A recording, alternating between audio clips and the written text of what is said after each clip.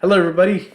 This is your trainer, Nisha Bhattrai, and I'm actually going to be teaching you guys how to work on the residential sales contract and other documents. I'm actually working on this offer, and I want to include you guys in the journey so you have the chance to learn and execute this on your own when the time arises. All right, so main documents that you'll be needing for your offer is residential sales contract. This is one of the major documents. This literally has everything in it. What price, what kind of financing, what kind of down payment, what's the seller's subsidy, what kind of contingencies, everything is included in the residential sales contract.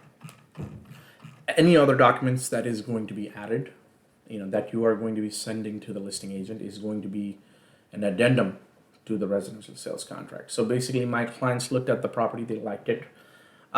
They would want to do an inspection, and they are getting financing from the bank. So basically, besides this residential sales contract, the other documents that I will be adding here is the home inspection and radon inspection contingency addendum, conventional financing addendum. If your client is qualified and using FHA, you guys will need to switch this to FHA. We'll cover it some other time. If they're VA, then you need to use VA. But for this, it is conventional. So we have these three major. These three are the main documents that you need to send in the offer. What kind of financing, inspection, and your residential sales contract, right? Besides that, if the property was built before 1978, you need to have the lead-based paint disclosure. If there's a competition, you want to escalate price, you can have the escalation addendum. If the sellers would want to stay in the property after they close, you need to have the post-settlement occupancy agreement, and so on, so forth and so on. Right. But for today, we're just exploring residential sales contract, inspection, contingency addendum, and conventional financing addendum. Right. So you can be using zip forms or SkySlope for this. I'm using zip forms, but if you use Slope, just make sure to search for these three forms, and I'll help you fill it. Like you can get an idea of what we're trying to do. So all right, let's get started on the offer. Here we're gonna plug in the date. I'm gonna plug in my buyer's name here.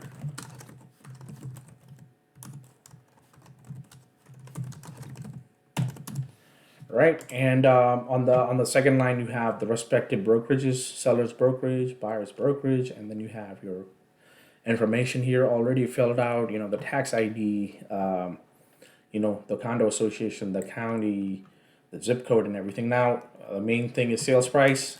So my clients want to offer $450,000 for this. I'm going to put it there.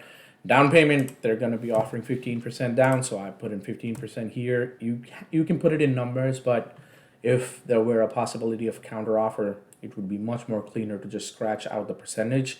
Financing, yes, they are getting a loan for 85% of the sales price, and they're using conventional loan.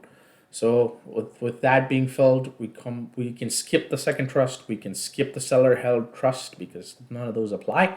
If this were cash, I would click here and write cash. Well, it's already there, right? But since this is not cash, I'm just gonna select conventional. All right. And then seller subsidy to the buyer. So if the buyers want the sellers to pay some portion of their closing cost or their total closing cost, you can either have that in percentage or number.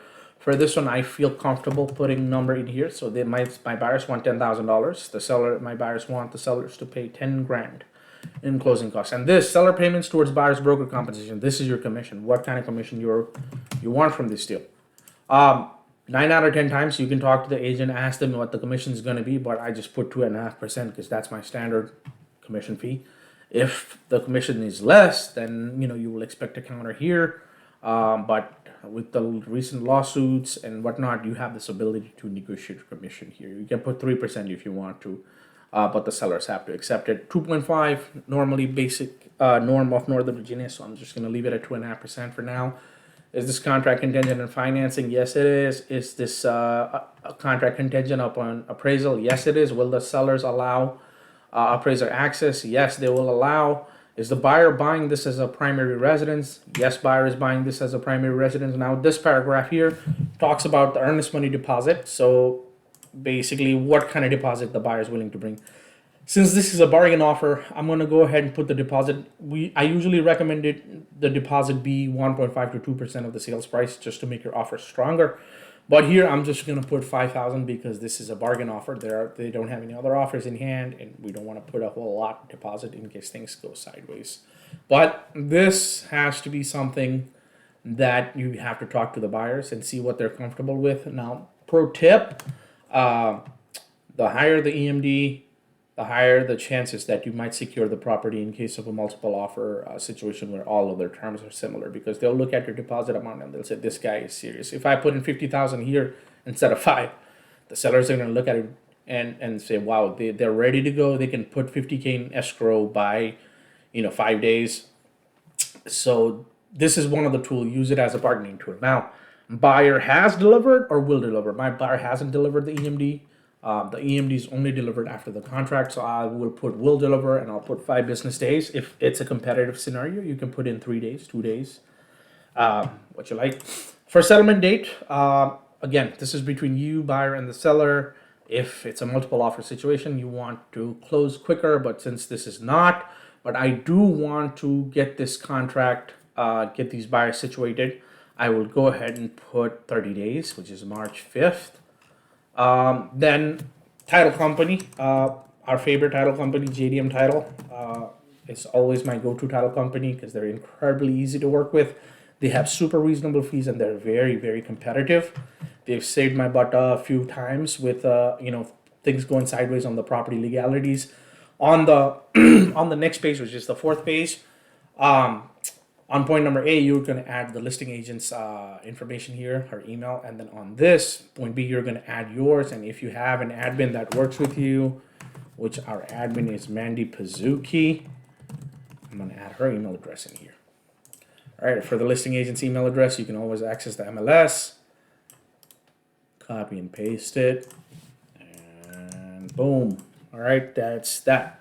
Now, as we proceed into the next section, we can, number 7 describes about the property being in a residential property area governed by PUD, often known as HOA, Planned Unit Development. So basically, point number 7 is informing about that. Point number 8 is property is located within a development that is subject to the Virginia Property Association. It is. There is. But it is, since this is a condo, I'm just going to put it's not, and the seller represents a property that is located within the development that is subjected to Virginia Condominium Act. So for condos, you're going to click on this. For townhouses, you're going to click on this right here, because condo association and HOA associations are free. So we need 3 days review time. I'm going to put 3 there, and this is going to be M Pazuki at springhillrest.com. Same email address. So basically what you're filling out here is when the listing agent sends you the purchase agreement, it is filed here. So sorry, not the purchase agreement, but your HOA documents. When the listing agent sends you your HOA documents, that HOA documents will be delivered to your email address and Mandy's email address, which I want because Mandy is super organized and she will send that HOA docs out as soon as we receive it. So this is very important for you guys to know. On the next, I think you're gonna put in date of offer. If your clients want to have an inspection, I would put in date of home inspection. But if there is no inspection, then you would put in date of offer. And this contract is contingent upon home inspection, so I'm gonna click on that as well. As we go down on to point number 11, you're supposed to go to MLS, check what kind of public utilities are included, water supply, sewer. Those are usually public in condos and townhouses with HOA. If there's anything else, it will be specified. For this, hot water, air conditioning, and heating, I'm going to go ahead and check on the MLS. Let's see. So under utilities in MLS, you'll find cooling fuels, electric, heating is heat pump, heat fuel is electric, hot water is electric. So basically, there is no gas line here. It's all electric. You're going to click on those. And then these items are going to vary per house because every house is going to have a different situation. If some might offer built-in microwave, some might not. Some might have alarm system, some might not. So the best way to know this is by reaching out to the agent, or you can check the document section of Bright, where you should have this thing called conveyances. And under the conveyances page, you guys can notice what's here, and you can transfer that to your zip forms or whatever software you guys are using to write the offer. All right, so this one does offer a built-in microwave. This does offer ceiling fan. It does offer clothes washer, clothes dryer, and it does offer a dishwasher and a disposer. All right, and there's a refrigerator there too. Stove and range is included as well. If there are any other conveyances that are going to be conveyed with the house, it is going to be listed on this section, and whatever does not convey, it will be listed on this other section. All right, perfect. So as that's done, and point number 13, whether if the seller is or is not a foreign entity or a foreign person, you have to confirm that with the listing agent. In this case here, the seller is not a foreign entity.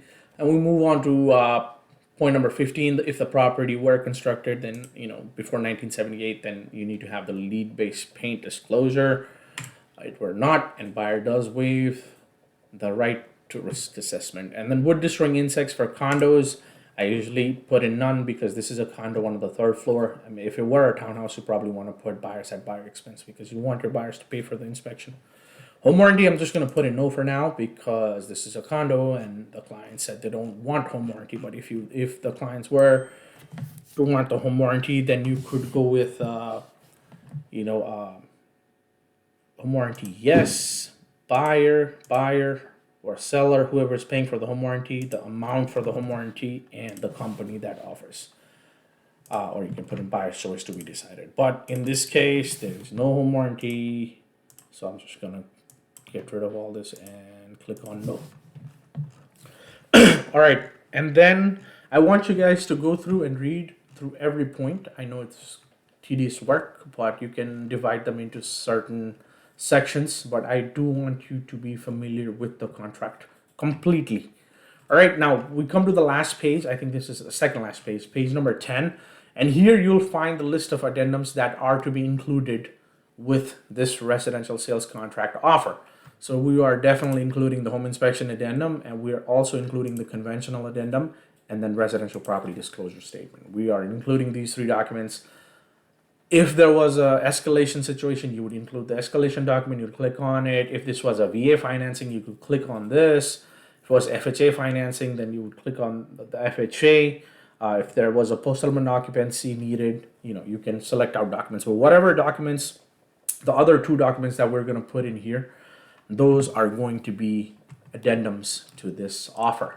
And then your buyer signs here, dates here, and your information is going to be right here. For this one, my friend Saisha is helping me with this, so I'm going to add her as a co-buyer's agent.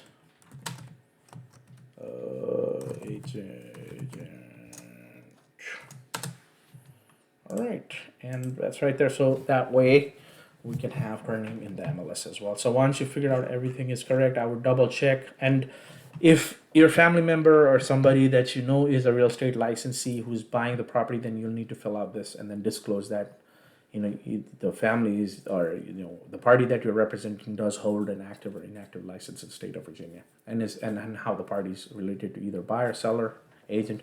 You have to disclose that on point number 29. So once that's done, you verify all the information, and we can move on to the home inspection contingency addendum. So continuing on the residential sales contract, we have to fill in this home inspection and read-on contingency addendum. Same thing, date, name, property address. All right, and then miscellaneous provisions. It's basically if the house is not ready for home inspection, then you can give the seller 7 days to make it ready, to get all the utilities going. And there are usually two different type of inspections: one with option to negotiate or void, and the other one with just option to void only. Since this is a condo and there's not a whole lot to be done, I'm gonna go ahead and select options with negotiate or repair. So you can click on that, and we can put in, I usually like to put in 10 days, but I feel like this one, I think I'm going to go with a week. So we have a week to conduct the inspection and deliver the entire copy of the report to the sellers, along with the items that we want fixed in the house. Right. If we do it past 7 days, our deadline is up. So 7 days is not to conduct the inspection. It is to conduct the inspection, get the report, prepare the addendum of the or the list that the buyers want to fix, and send it over to the sellers. You have 7 total days to do that. Do not get confused on this part. Negotiation period, I like to put in 3 days, and buyer's election period, meaning if the negotiations are unsuccessful, then the buyers will back out of the contract. But I'll put 3 days on that as well. Inspection with option to void only, you can use this, but there is less possibility of negotiation or no possibility of negotiation once this clause is used. So this is only used in competitive offer situation. Radon testing, this is a condo on the 3rd floor. There's no need for radon testing. And there's your signature page. So that is it for home inspection addendum. Now we move on to financial contingency appraisal addendum. Basically, this addendum gives you the exact picture of what kind of financing the buyers are going to obtain and what kind of appraisal contingency the buyers would like to enforce in the contract. So put the date. Usually the buyers that we get usually obtain their loan. I have not had an assumption in my last 10 years, and it's always fixed. 30-year fixed. If it's 5, 6, 7 years ARM, you can click on the adjustable and it will be amortized over 30 years. We don't know what the rate is going to be, so I always put in to be decided because the rate is only decided once we have the contract in hand. We don't have a second trust here, so we can let it go. Chances are you'll never have to use this, but if you do, we'll see when we get there. Point number 3 talks about financing contingency. There are 2 different kind of contingencies that you can enforce or ask the sellers to take it with. Financing contingency with automatic expiration and financing contingency with automatic extension and expiration. So these are 2 different kind of financing contingencies. So basically the difference between the 2 is on the designated day here, if you were to pick this out and put in 17 days. If the bank cannot offer a commitment letter by 17th day, and if it goes on to the 18th day or 19th day or 20th day, and if the seller hasn't asked for the finance contingency removal addendum, this will keep on rolling until the day they ask, right? And 3 days after they ask, if you can't provide the commitment letter, the contract will be void. That is the finance contingency with automatic extension. With automatic expiration means it makes the offer slightly stronger because the finance contingency expires on that particular day. All right, that's financing contingency. Appraisal contingency, there are also 2 different kind of appraisal contingencies that you can enforce. One is regular appraisal contingency where you can say, within 17 days we'll conduct an appraisal. If the price doesn't match the contract price, then we have the right to negotiate for 3 days, and then we can void within the 2 days if the negotiations don't pan out. However, if the offer, you have to make the offer strong, competitive, but if you're not sure about the appraisal, I usually use the appraisal contingency plus gap guarantee. So basically what this will do is if I check this and if I put in 17 days and if I have to give it a number. So basically this property is priced at $450, and we're basically saying if I put in 10,000 here, I'm telling the sellers if the property does not appraise for $450, if it only appraises for $440, then we're going to give you $10,000 in cash, so that will cover that. However, if the property appraises for $430, we'll still only give you $10,000, and you'll have to reduce the price. So this is basically giving the buyers a peace of mind with that cap in place. But since this is a bargain offer, I am not going to use that option. I would rather have the appraisal contingency in full force. All right, besides these 3 documents, there's always that one important document. It's called residential property disclosure statement. I'm trying to find where it is. Right here, residential property disclosure statement. Now this is available in your MLS, but I would like you to go to your Bright MLS first and then click on this document section here and use this one because this has already been signed by the seller. So it's well, this one's not signed, so I'm not really sure why they uploaded, but this needs to be signed. It's usually signed by the seller, so I'm just going to upload that here and use that. Boom. All right, so we have our 4 documents that completes our offer packet for this time, residential sales contract, inspection and radon testing contingency addendum, financing addendum, and your DPOR property disclosure addendum. Once that's done, you can select it and send it out for signatures. I use AuthentiSign. SkySlope might have DigiSign, but the places to sign, basically there are like few different places. For the first document, you would be signing on the 11th page right here. Your buyers will be signing on the 11th page. And for the other home inspection contingency addendum, they'll be signing on the 3rd page here. Both signatures. For conventional addendum, same thing, 1st page, 2nd page, and 3rd page. They would be signing on, on the 4th page here, right here. Actually, this is, 4th page. On the 4th page of the conventional financing addendum. And on DPOR disclosure, they will be signing right here where it says purchaser. All right, so that's it. I want you guys to try writing a contract for an imaginary buyer and see how that works out. If there is any difficulty, if there is, I'm pretty sure you guys will have a lot of questions. We can meet, we can talk about it, and I'll be more than happy to answer all your questions.